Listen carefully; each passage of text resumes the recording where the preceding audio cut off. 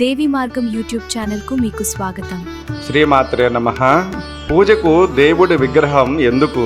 అది కేవలం రాయి లేదా లోహం అనుకుంటున్నారా? అయితే ఈ రేడియో విజ్ఞానం గురించి మీరు తెలుసుకోవాల్సిందే. మనం పలికే మంత్రాలు నేరుగా దైవానికి ఎలా చేరుతాయి? విగ్రహం వెనుక ఉన్న అసలైన తరంగ విజ్ఞానం ఏమిటి? పూజలో విగ్రహం ఎందుకు ఉండాలి? ఇది కేవలం ఒక ఆచారం కాదు, దీని వెనుక ఒక అద్భుతమైన తరంగ విజ్ఞానం దాగి ఉంది. విగ్రహం అంటే ఏమిటి? పూజకు విగ్రహానికి సంబంధం ఏమిటి? విగ్రహం అనే పదం సంస్కృతంలో 2 భాగాలుగా అర్థం చేసుకుంటారు. వి ప్లస్ గ్రహ, ప్రత్యేకంగా విశేషంగా గ్రహించడానికి సహాయపడేది అని అర్థం. అంటే మనకు కనిపించని నిరాకారమైన దైవత్వాన్ని లేదా ప్రకృతి యొక్క శక్తిని గ్రహించడానికి ఉపయోగపడే సాధనం విగ్రహం.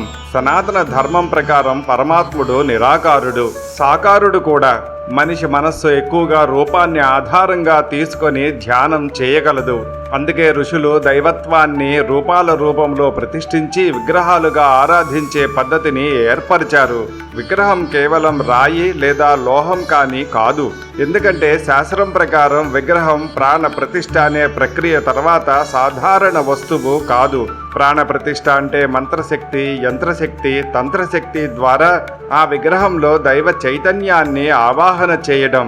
అందుకే దేవాలయంలో ఉన్న విగ్రహం ఒక సాధారణ శిల కాదు, దైవ చైతన్యానికి కేంద్ర బిందువు. పూజలో విగ్రహం ఎందుకు అవసరం? మన మనస్సు ఒక చోట నిలబడటానికి ఒక కేంద్ర బిందువు అవసరం. విగ్రహం అదే పాత్రను పోషిస్తుంది. పూజ చేస్తున్నప్పుడు మన దృష్టి విగ్రహంపై నిలుస్తుంది. మన మనస్సు దైవంపై కేంద్రీకృతమవుతుంది. మన భావన, భక్తి, ధ్యానం ఒక దిశలో ప్రవహిస్తాయి. అందుకే విగ్రహం ధ్యానానికి ఒక ఆధారం. విగ్రహం వెనుక ఉన్న తత్వం, విగ్రహారాధన యొక్క అసలు భావం ఏమిటంటే దేవుడు ఈ రూపంలో మాత్రమే ఉన్నాడు అని కాదు, ఈ రూపం ద్వారా ఆ నిరాకార దైవాన్ని స్మరించుకుంటున్నాం అనే భావం కోసం. అందుకే ఉపనిషత్తులు చెబుతున్నాయి, ఏకమేవా ద్వితీయం బ్రహ్మ, అంటే పరమ సత్యం ఒకటే. విగ్రహం ఆ పరమ సత్యాన్ని మనకు అర్థమయ్యే రూపంలో చూపించే సాధనం. సంక్షిప్తంగా విగ్రహం అంటే దైవత్వాన్ని గ్రహించడానికి ఒక రూపం. పూజ అంటే ఆ రూపం ద్వారా పరమాత్మను స్మరించడం. లక్ష్యం అంటే మనలోని దైవ చైతన్యాన్ని మేల్కొలపడం. అందుకే సనాతన ధర్మంలో ఇలా చెబుతారు, మూర్తి ద్వారా అమూర్తిని దర్శించటం. అదే విగ్రహారాధన యొక్క అసలు రహస్యం. ఇక ఆధునిక విజ్ఞానం ప్రకారం విగ్రహం అనగా ఆధునిక రేడియో ఎలాగైతే గాలిలో ఉన్న తరంగాలను పట్టుకుంటుందో, విగ్రహం కూడా విశ్వంలో ఉన్న దైవిక శక్తిని ఒక చోటికి చేర్చే ఆంటెన్నా లాంటిది. మన ఏకాగ్రతను నిలపడానికి ఇదొక మాధ్యమం. విగ్రహం అనగా విగ్రహం విశ్వశక్తిని గ్రహించే ఒక అద్భుతమైన ఆంటెన్నా. తరంగాల విజ్ఞానం మన కళ్ళకు కనిపించకపోయినా ఈ విశ్వమంతా అనంతమైన శక్తి తరంగాలతో నిండి ఉన్నది.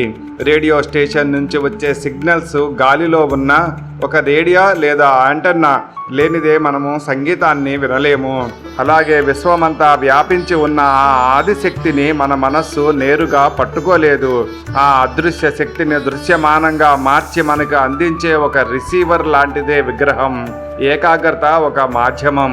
సూర్యరశ్మిని ఒక భూతద్దం ద్వారా పంపినప్పుడు అది ఎలాగైతే ఒక చోట కేంద్రీకృతమై అగ్నిని పుట్టిస్తుందో, మన చేత వెదజల్లబడిన ఆలోచనలను విగ్రహంపై కేంద్రీకరించినప్పుడు మన మనస్సులోని సంకల్ప శక్తి కూడా అంతే బలంగా మారుతుంది. మూఢ నమ్మకాలను తొలగించి ఇలాంటి శాస్త్రీయ అవగాహన కల్పించడం ఈ వీడియో యొక్క ముఖ్య ఉద్దేశం.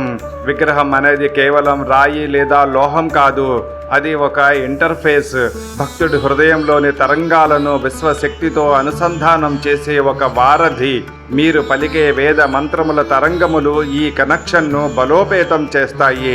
రేడియో సెట్ సరిగ్గా ఉంటేనే పాట వినబడినట్లు మన శరీరం అనే యంత్రాన్ని విగ్రహం అనే యాంటెన్నాతో భక్తి అనే తరంగం ద్వారా అనుసంధానం చేసినప్పుడే మన జీవితంలో ఆ లలితాంబిక చైతన్యం ప్రతిధ్వనిస్తుంది.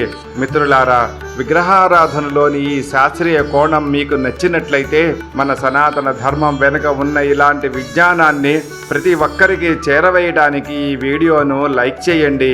మరియు మీ బంధుమిత్రులతో షేర్ చేయండి. ధర్మో రక్షతి రక్షితః. సర్వే జనా సుఖినో భవ. మా దీవి మార్గం ఛానల్ కి సబ్స్క్రైబ్ చేయండి. ఇన్స్టాగ్రామ్, ఫేస్బుక్ లో ఫాలో చేయండి.